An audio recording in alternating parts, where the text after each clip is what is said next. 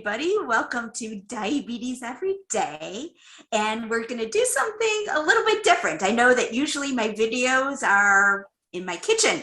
This time we're not. We're in the office with a nice easy chair, let me put, for setting the stage here. We're going to do things a little bit different. Like I said, I have brought a guest that I am so excited about, and on a topic, well, let's say is very personal. So I think this method of giving you the information, it's a safe place. You're in the comfort of your own home watching this video. So I think that this is just a great match. And what we're going to explore today is how to enrich your love life with diabetes. And before we get to the discussion, I want to introduce you to my friend and colleague, Dr. Janice. So let me take a couple minutes to go over who she is. And it's just amazing. So Janice Rossler, PhD, LMFT, CDCES, is a board certified sex therapist, licensed marriage and family therapist, registered dietitian nutritionist, and an award-winning diabetes educator.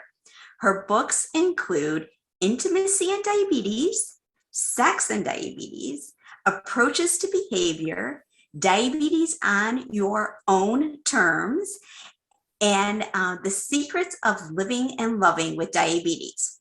Her articles and medical chapters have been published in textbooks, magazines, and peer-reviewed journals. She's the former host of Janice Jumpstart to Good Health and D-Life radio shows, and authored the popular Dear Janice advice column that was featured throughout the US, China, and Dubai. Dubai. Dubai. I'm sorry. I'll jump in. Dubai. For all those people who are viewing it from Dubai, don't send in letters. It's okay. Yeah, I'm it's okay. So sorry about that. Anyways, it's just a true pleasure and honor to have you here. Welcome, Dr. Janice. Thank you. Thanks. Oh, thank you so much, Toby, for inviting me. Thank you all for joining us. You said you're not in the kitchen, but you're in the office.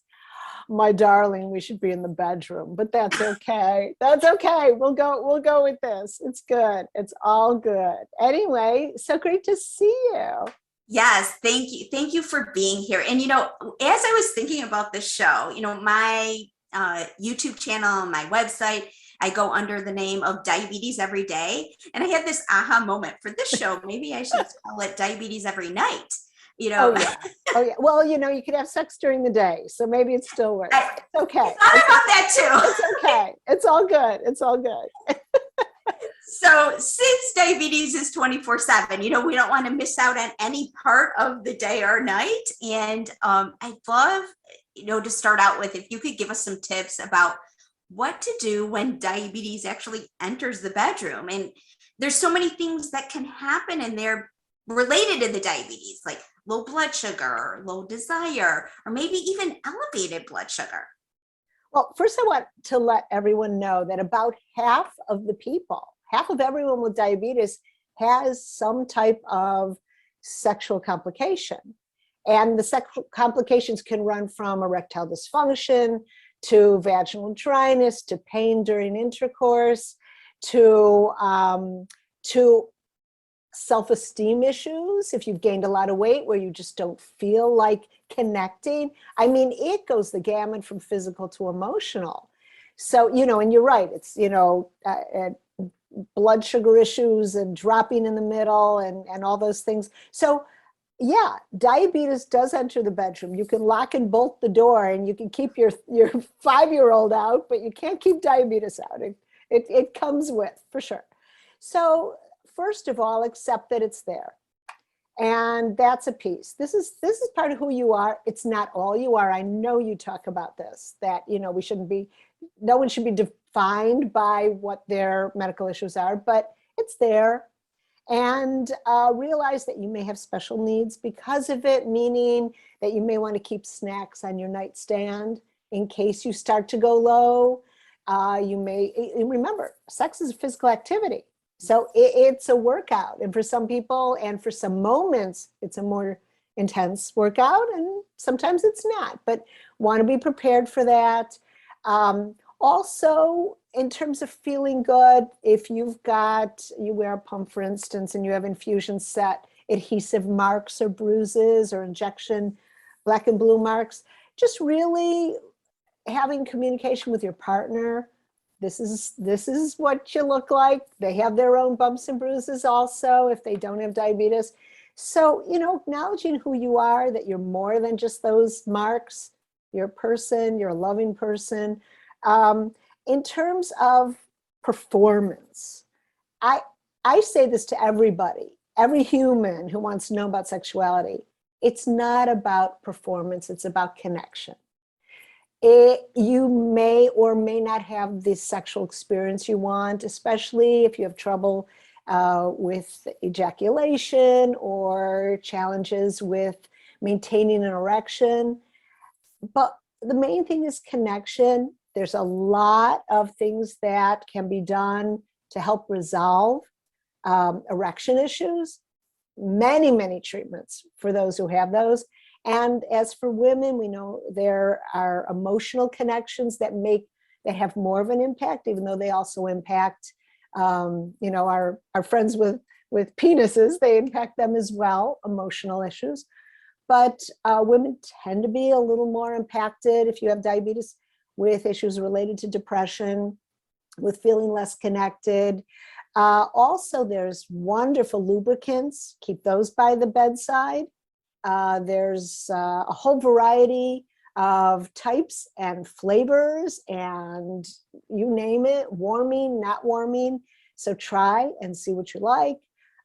In terms of getting to know your body, that's a piece too. Know what you like, be able to communicate that, and we can talk about communication, but really just be good to yourself. And if you have a problem that isn't resolving and that's bothering you, seek help, because there is help for every single person who has diabetes and sexual challenges. Mm-hmm. And if your doctor has no clue what to say to you, seek out a sex therapist who can help you find the treatments that are right for you. Yeah, I was reading a lot, for me as a professional, as a diabetes educator, if you just telling everybody that if you're looking for information on this, your name is stamped on everything. So you are the expert in this. I was like so excited. But now my name is on every bathroom wall throughout the world. Okay, I get it. My kids are mortified. I have to tell you one funny story. My son, who's now 33, but when he was younger, seventh grade or whatever, he was, surfing the web, going on the internet, and he went to YouTube and he Googled my name for some weird reason, and up comes an episode from the old D-Life television show that used to be on CNBC, where I was giving an interview about women's challenges with lubrication. And, women with diabetes and lubrication. And I hear from the den where my son is, he starts screaming, "Mom, why do you do this? What are you doing to our family?" It was, this poor little, 13-year-old. Anyway, wear a wig, wear a blonde wig, change your name. Anyway. So yeah. Use a different last name. Don't use my last name. Exactly. Don't say that, anyway, I won't get on how mortified they are. To the rest of us, those that have diabetes and those that are professionals in the diabetes arena, we are on the complete opposite extreme. We are so thankful that you have this expertise, because one of the articles that you talked about, it was an aha moment for me, like as an educator, is that this is a topic that tends not to be brought up. When we have diabetes, there's such a list of things, to find out about, what's my A1C, how much time in range am I, meds, blah, blah, blah, all of that. I mean, there's a long list. And talking about sexual issues or dysfunction, I think it's such a rarity that it would come up in, an office visit. Well, so here's the thing, and you're so right. First of all, a lot of healthcare professionals, hey, we're human. And many of us are not comfortable talking about sex. So we don't bring it up. And we do have this laundry list of all the things that we have to take care of in a very limited amount of time. So that's one piece. The other thing is that many patients are uncomfortable talking about it and bringing it up. The problem is that it never happens. And I find my own personal perspective is if there's challenges in the bedroom, if a couple who's committed to each other are not connecting sexually and really feeling that they're, in terms of having their bodies function the way they want them to function, there can be anger. I've had people that I've spoken to where, for example, the husband was having erection problems because of his diabetes. The wife didn't understand that diabetes could be a cause, and she assumed he was having an affair because he was no longer getting aroused by her. So what happens?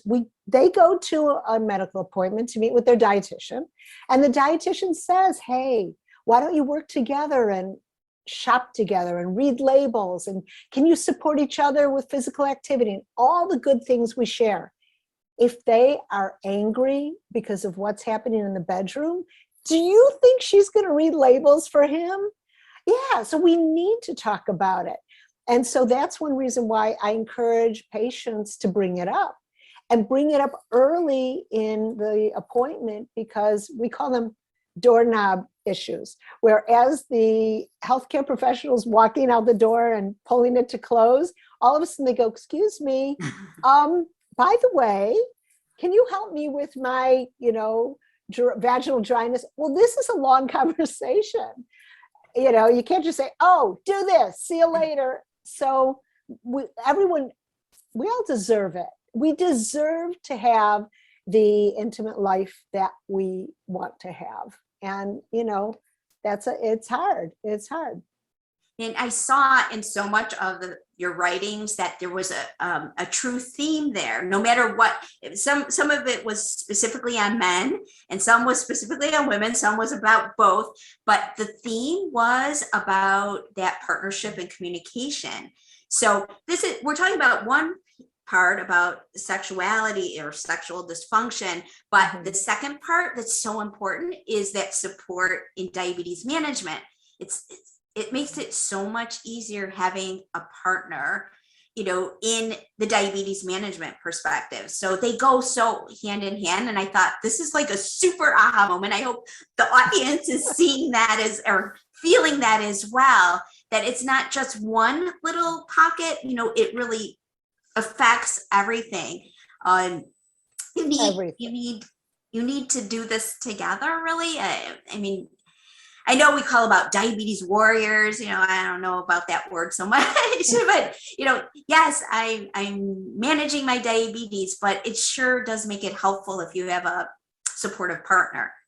Oh, definitely. But first, one thing that I do want to say, just kind of as a caveat as we continue, I really appreciate that people do have different ways that they view their sexuality. They do have different ways that they perceive their gender.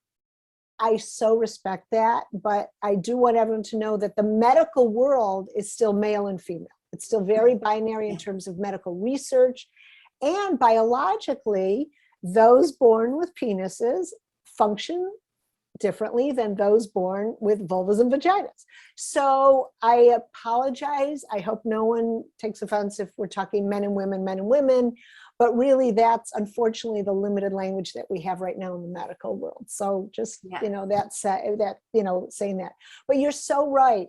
And I don't care if it's a same-sex relationship, if it's a polyamorous multiple people relationship, there's got to be communication, respect, support, understanding, and compassion. And, that really makes a huge difference, because it's not that person's problem. If you're with that person and that person has erection problems, it's not that person's problem. It's your problem to work together on as a unit. Yeah. Thank you for pointing. I was thinking as we were getting ready for this interview, like how to connect all of that. So thank you for, I don't want to seclude anybody from this conversation. And Definitely. so I appreciate that. Definitely. And so if we use the term female versus male, no, Yeah, that's I think for ease of talking, I hope everyone will allow us to do it. Okay. Yeah. What is the difference between the two? Because there is some erectile dysfunction that is a possibility, and that's directly associated, has a direct association with high blood sugar levels. It does. And that's really the magic of it all. If an individual is having erection problems, well, first of all, basics. To have a good, healthy erection, you need good blood flow, you need good nerve conduction. You need to have what's up here connect and communicate with the pelvic area. So then you can get a proper erection. You need to have good blood flow. So the blood goes in and then the little sphincter closes. Think of like putting air in a balloon, and then you want the air to stay there. You've got to hold that, the opening shut tightly. If it starts to loosen, then the air will start to go out. So if the sphincter, if the muscle that's supposed to hold the blood in the penis, if there's some type of nerve challenges, then it may start to relax. And that's why you may have an erection and then lose your erection. So what helps for that individual? Blood sugar management. And we see that there's a huge improvement if a person can get their blood sugar level. We're calling it blood sugar or blood glucose. I don't know what you want. Well, whatever. Yeah, for here, I usually use blood sugar. Okay, so blood sugar. So if you can get your blood sugar level in a healthy range, determine that with your healthcare team, what is the healthy range for you? Keep it in that healthy range by whatever tools you have, pump, medication, eating choices, physical activity. You are likely to see some significant improvement in your erection options. If there's been so much nerve damage, it's been going on for years, because I know you tell everyone that a high once in a while isn't going to be harmful, but if it's sustained over years, and a lot of people they've lived with high blood sugar for a long time, then you're talking about some significant damage that can take place. So in that case, we do have wonderful pump implants, penile implants that are amazing. And a lot of people have had incredible success with implants. You can't even tell that a person has it. It's pretty amazing. So there's different options in terms of the erection piece for men. We know that men can be impacted by emotional issues. If they don't feel good about themselves, if they don't feel connected to their partner, it could interfere. May not, but could, because men tend to be, wired a little differently. Not all of them, in terms of what turns them on and what doesn't. So you really have to know yourself and know your needs and know what you want, and find the right team to help you get it. Mm-hmm. As far as women, as far as those of us born with vulvas and vaginas, we are wired in a certain way where oftentimes we're more reactive to sexual stimulation in terms of the relationship first. Do we feel cared for, loved, connected? It's really interesting. There's Dr. Rosemary Bassan in 2000 published a whole new way of looking at the female sexual response. Instead of it being the Masters and Johnsons, you kind of climb and then you plateau and then you orgasm and then you go down and you're kind of done like that. Her perception, which really describes most women, is a circle. And we can enter the circle from so many directions. The circle is the sexual pleasure. We can enter it because we are just so turned on and we're just ready and we want to go in and orgasm and all that. We could also not be turned on at all, but decide, okay, I'll give it a go, and then get turned on. aroused. We start to, have lubrication in the vaginal area. We start to feel relaxed. We may orgasm. We could also enter the circle and not have an orgasm and still have a great time, because we love the togetherness. We love the cuddling. We may have it and not even be in the mood, but because our partner is, we're like, okay, hey, I'll go there with you because I like being with you and I'm willing to do that. So women can enter this circle in so many different ways. So it's a little bit different for women. But again, now here's the interesting thing. A man, a penis owner will generally has because of this Masters and Johnson profile for men, orgasm means that you've had a successful sexual encounter. Mm-hmm. So a lot of women historically will lie and say they had one, because their partner will go, well, was it good for you? Did you have the big O? And they'll go, sure, yes. Or, like when Harry Met Sally in the movie and she's having this fake orgasm in the deli, I want when she's having, that whole thing. So the thing is that with females can become physically aroused, where we do have increase in vaginal lubrication, our bodies start to respond, but we don't feel it. We're not always connected to the arousal. And part of it is because we might be worried about a child. We might be more involved with stress. We might be distracted. We might be exhausted or have stress levels. And it's just, we tend to be more sensitive to those kind of things. So for the females, bringing that together is a little bit different, and takes a different approach. One thing I also wanted to mention is please, if you plan to take any of the medications that help erections, if they don't work, it's not you. They only work in about 60% of males who have diabetes. So I know the commercial looks like it's a home run every time. If it doesn't work for you, you can change the dosage. You could try a different brand, talk to your physician, or try something else. And there's so many options for men. There's constriction rings, and there's injections and penile suppositories. And then of course there's also, as I said, the implants. Mm-hmm.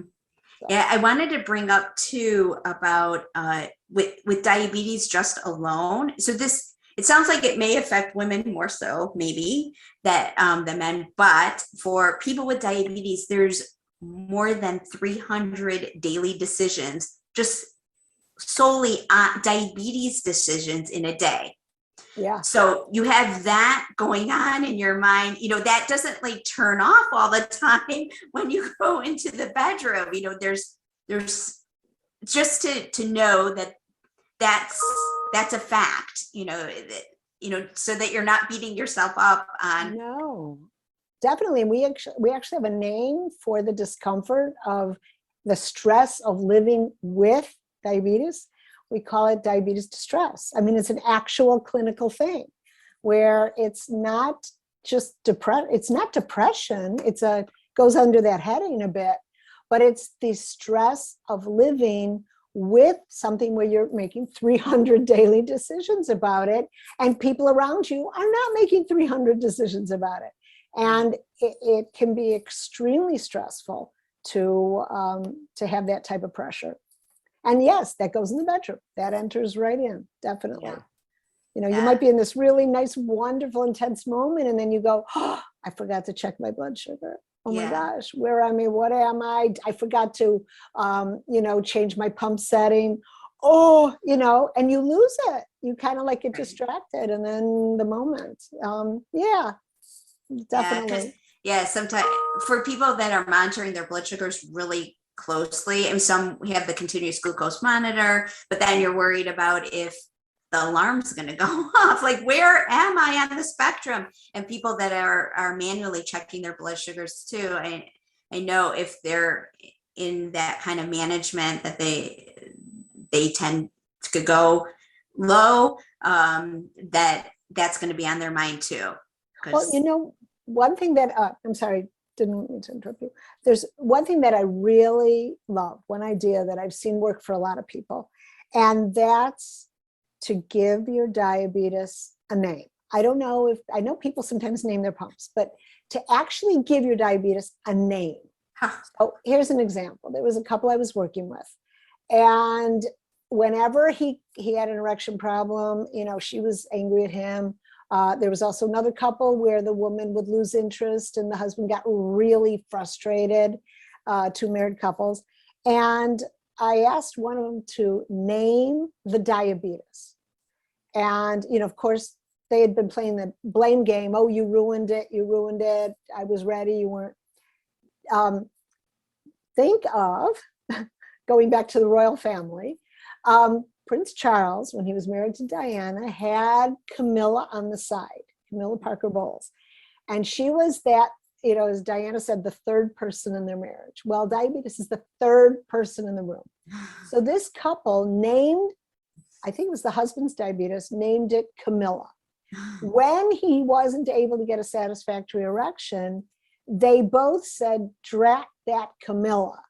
And the anger was directed at Camilla. They bonded, they hugged, they said, oh, well, next time, I still love you, still want to be with you, and drat that stinking Camilla. And they probably use stronger language than that. But the thing is, it takes the blame off of you because it's not your fault. So that's really helpful, is to name it. Give it, I've heard some crazy names. Yeah, name it. I love that. Name it. So that's one thing. Another thing too is bring your sense of humor. If you're worried about your pump alarm going off and then your pump alarm goes off, break into song and go, well, okay, you know, bring a sense of humor, because the bedroom is an adult's playground, ideally. Your bed should be your sandbox. That's where you and the person most important to you have fun. And it should be all about fun. And if Camilla ends up in there and Camilla, you know, makes you start to feel low, well, Camilla, we didn't invite you in the sandbox, you stinking lady, get out. And we're gonna hug each other and maybe we'll connect sexually a different way. It won't be intercourse, it'll be something else. So, you know, you got to have a sense of humor with all of this. I think that's great. I think that could even start setting the stage on with a little bit with communication and partnership and humor, all of those in one, just spending some time. What do we want to name the diabetes? Oh, how fun is that? Yeah. How fun is that? No, I call it that. No, let's call it this. Yeah. And also using that as actually, because I'm a therapist, it's actually a technique that's a narrative therapy technique called externalizing.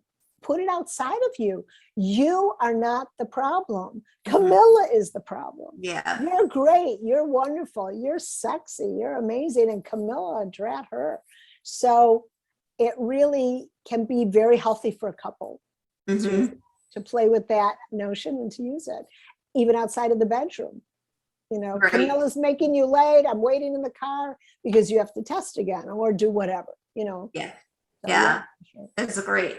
I know that you had, you have ways to enhance communication with your partner. There's things you talked about, pairs. Oh, yeah. So I've got, first of all, I want to mention I statements. When we focus on the word you tends, when you say to someone, you have to stop touching me like that. You have to stop asking this. You have to stop doing this. How does that feel to you when someone says, you know, Toby, you have to fill in the blank? People tend to feel attacked. Yeah. And when people feel attacked and criticized, they criticize back. They'll attack back. The thing is, when we talk about our own feelings, our feelings are never wrong. Toby, if you told me today, you know, if I said, oh, how are you feeling today? And you go, I don't know, I'm just feeling kind of sad. And I said, no, you're not. Right. I mean, your feelings are your feelings, and okay, they're always right because they are what they are. So if I don't like the way my partner is touching me, or I don't like, let's say I have to, I have an issue with diabetes and I have to test, or I have to do something and check, not test. But if I said, when I have to check my diabetes in the middle of some intimate activities we have, I feel pressured and I feel kind of nervous.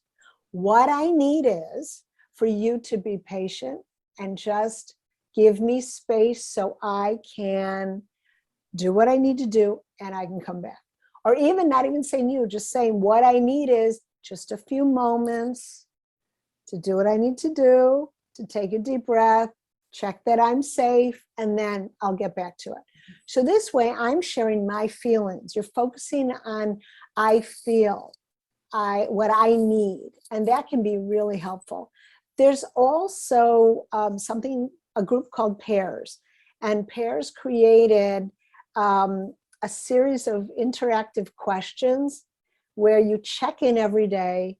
And I want to make sure I get the order right. My gosh, I haven't talked about it in a while. I actually do it with my husband pretty often, but I want to make sure I get it right. It starts out, and you can do it. We usually do it at night before we go to bed. But what it starts out is you first start out with something of appreciation.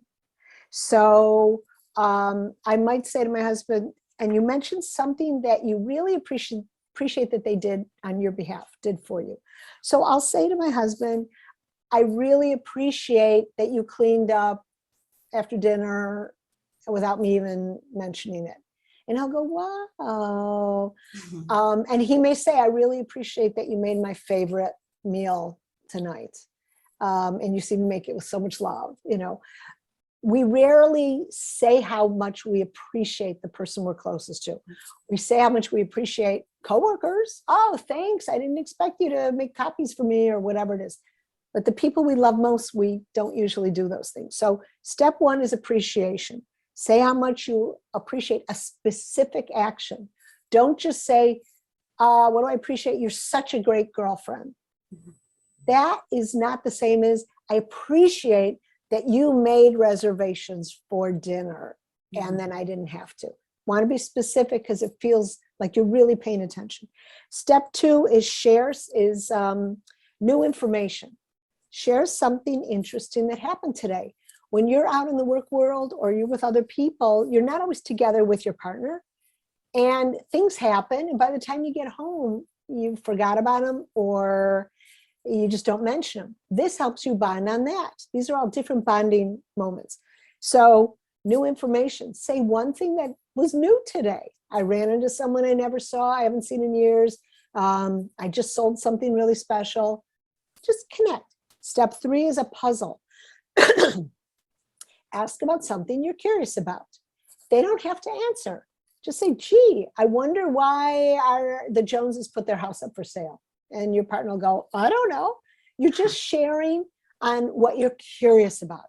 I wonder why, my whatever, So that way you're each taking turns. The next one is concerns with recommendations. This is where you say what you need and what you're concerned about.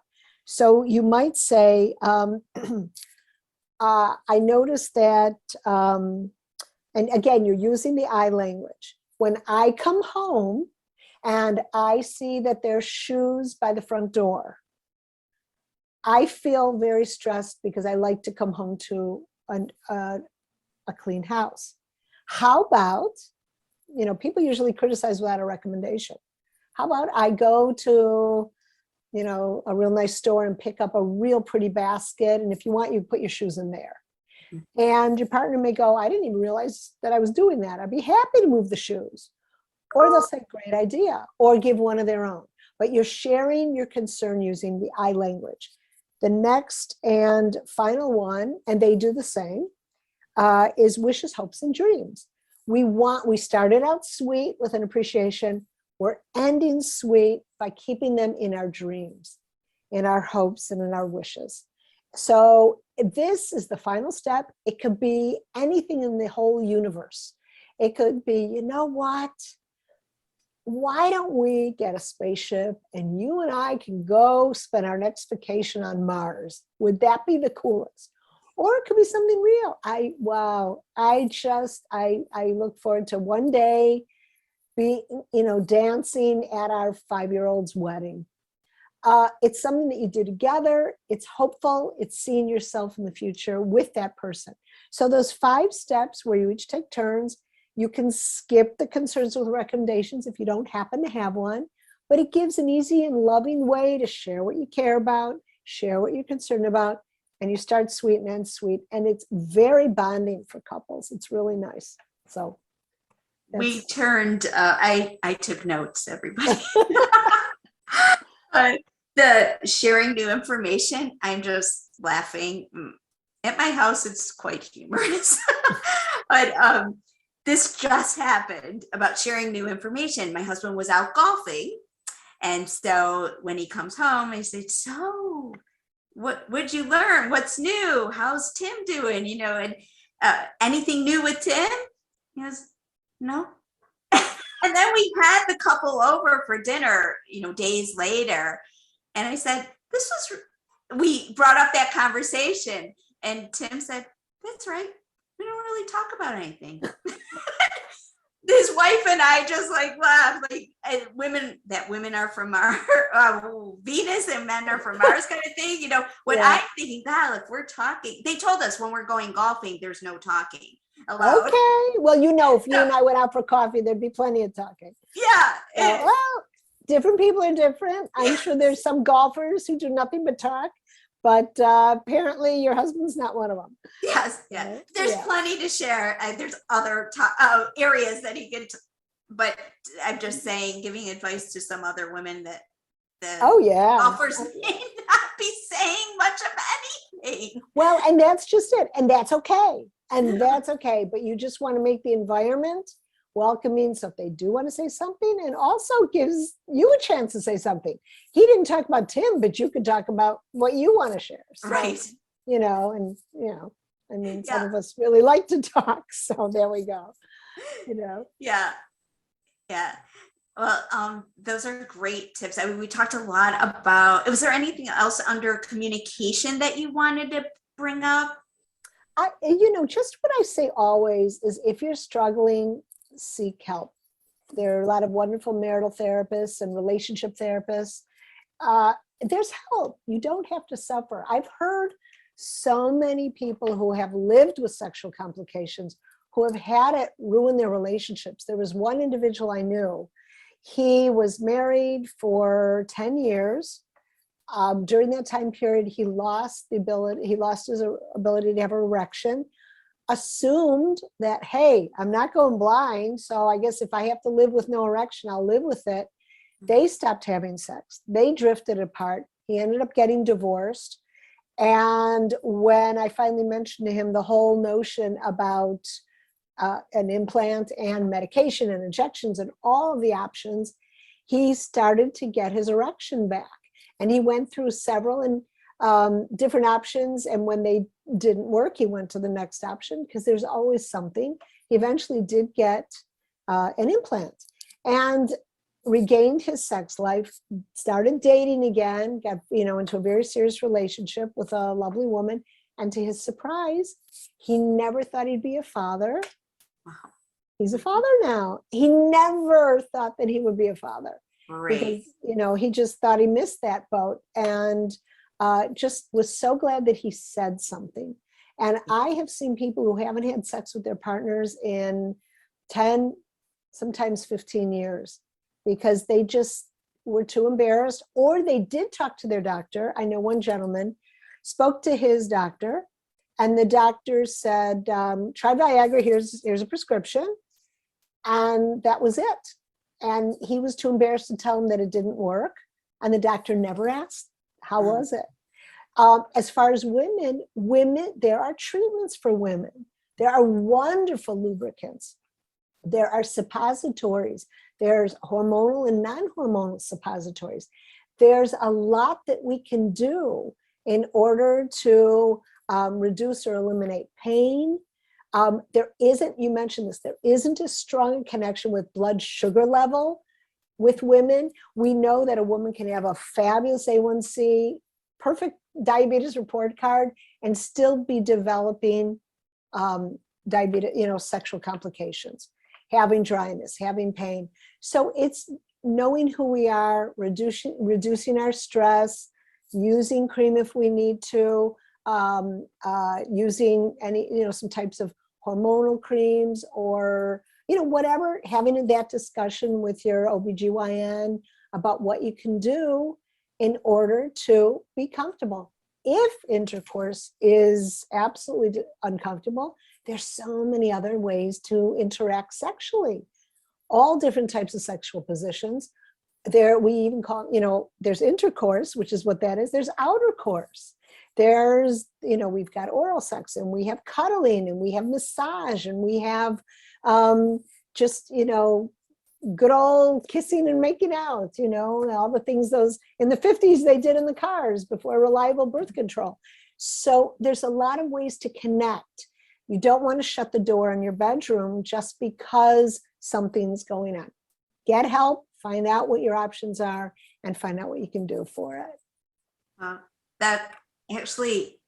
That's a great way to close this out, because that was all positive information. Good.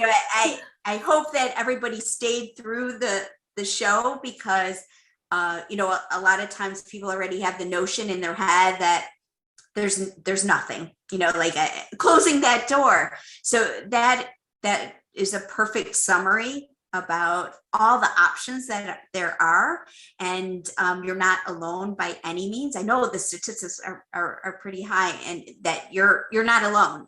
No, by far. So I thank you so much.